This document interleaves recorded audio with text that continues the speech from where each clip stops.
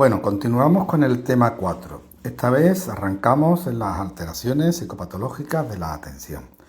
La atención, lo recuerdo, nos permite controlar el flujo de información, la fijación sobre los estímulos y las situaciones, que sería la concentración, y la de separar los estímulos relevantes de los irrelevantes, que sería la atención selectiva y la atención dividida.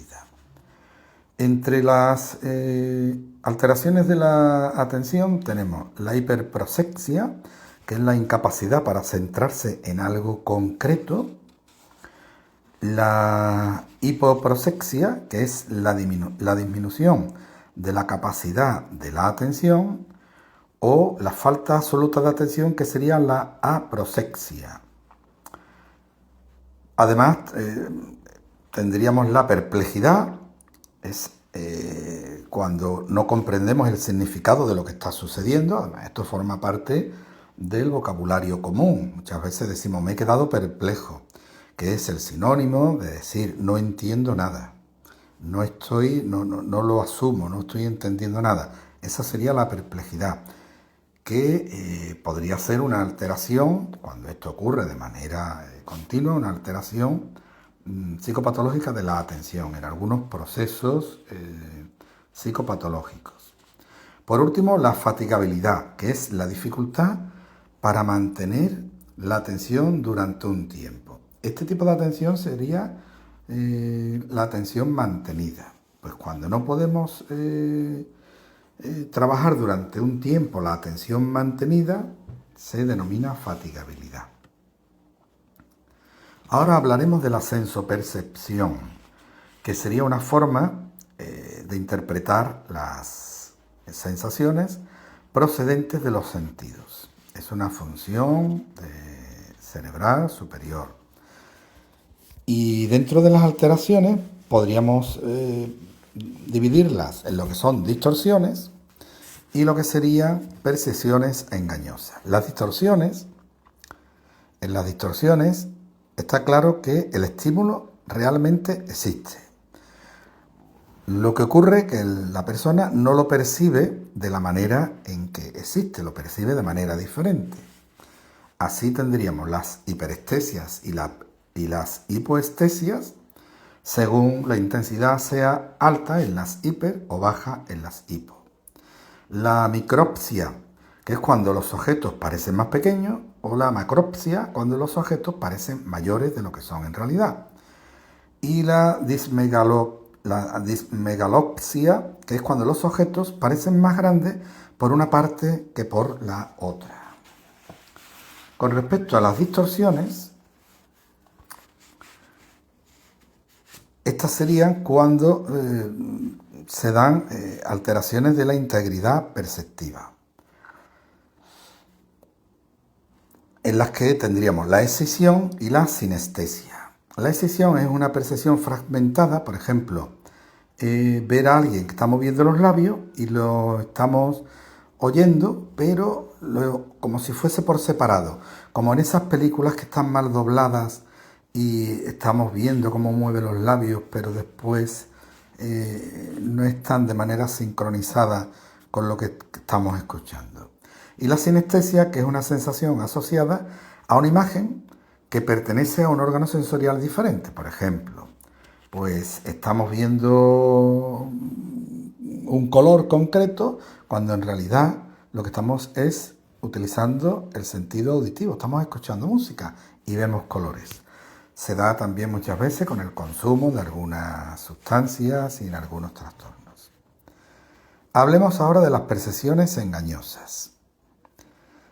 Y en estas se llegan a percibir objetos que no están en la realidad, son objetos irreales.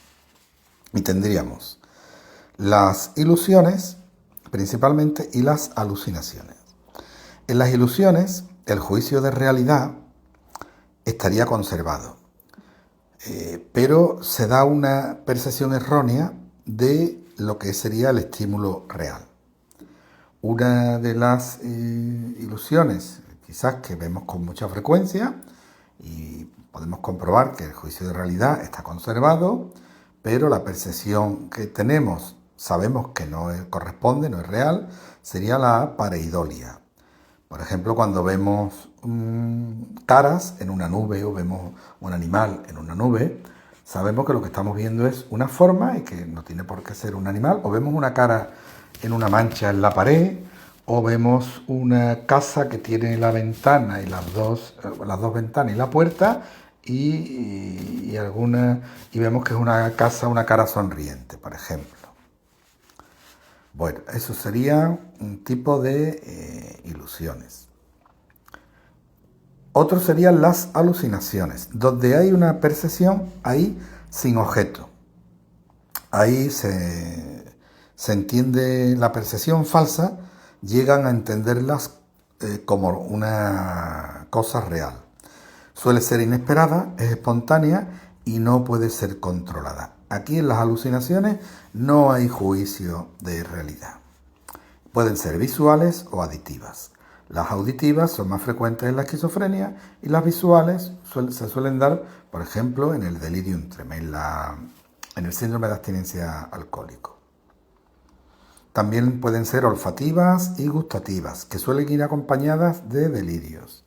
Pueden ser táctiles, que es lo mismo que las ápticas, que es la sensación de haber sido tocado, sin que haya nadie cerca y tenemos la sensación de que nos han tocado, bien animales o insectos por la piel. Se da en algunos síndromes de abstinencia, como por ejemplo por la cocaína, se dan esas sensaciones ápticas de como hormigas corriendo por las piernas o por la barriga, por ejemplo. Estarían también las alucinaciones senestésicas o somáticas, que es una sensación de quemazón, por ejemplo en el cerebro, o de presión en las venas o en algún órgano, cuando en realidad no existe, no se da, ¿no? Y hay dos tipos que nos quedarían, que serían la pseudoalucinación, que es una alucinación psíquica, son vividas en el espacio interno y es como por ejemplo la sensación de percibir una voz interna, ¿no? La otra sería la alucinosis, que es una percepción sin objeto, pero atención, en la alucinosis hay juicio de realidad. Se es consciente de que aquello no puede ser real, pero lo estamos percibiendo, aunque el sujeto sabe que aquello no es real. Esto se da a lo mejor con el consumo de algunas setas, con el consumo de LSD o de algún tóxico o en algún tipo de trastorno. Y lo que diferencia la alucinosis de las alucinaciones es que en las alucinaciones, por el contrario, se toman como reales las percepciones y además hay una pérdida de la realidad. Bueno, ahora vamos a hablar de los trastornos de falsa identificación, que siguen también relacionados con la sensopercepción. Aquí, en estos trastornos, la percepción se registra adecuadamente, pero se establece una falsa interpretación. Vemos lo que hay como tal, pero lo que falla es la interpretación. La más común es el síndrome de Capgras. El síndrome de Capgras consiste en cuando vemos o creemos, interpretamos que una persona muy familiar, por ejemplo, nuestra madre, en realidad es una impostora. En realidad no es nuestra madre, aunque la vemos como tal, nuestra madre o cualquier familiar. Pero en realidad es una persona impostora que se hace pasar por ella. Esto se da en algún tipo de demencia cortical, de demencia de cuerpo de Lewy, en la esquizofrenia paranoide, por ejemplo. Tenemos otro que sería el síndrome de Fregoli, en el que pensamos que cuando una persona ha sido, una o varias personas han sido invadidas o digamos sustituidas por personas extrañas. Esto se da mucho en las películas, se utiliza mucho, por ejemplo, las películas de extraterrestres que adoptan, que se meten en la mente o en el cuerpo de determinadas personas. Cuando se dan Lo diferencia del síndrome de Capgras en que no es una persona familiar que ha sido sustituida, sino que pueden ser varias personas las que van sustituyendo a personas conocidas a nuestro alrededor. Síndrome de Fregoli. Son diferentes personas que en realidad es la misma cambiando de apariencia.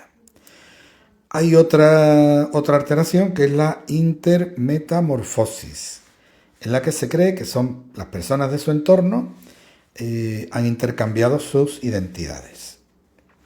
Como si hubiese un intercambio de personas, pero no de apariencia. Y por último, el otro sería el de los dobles subjetivos. Es cuando pensamos que hay una persona exactamente idéntica a nosotros mismos. En alemán, Doppelgänger, que significa el doble caminante. La existencia, la creencia y la convicción de que hay un socios.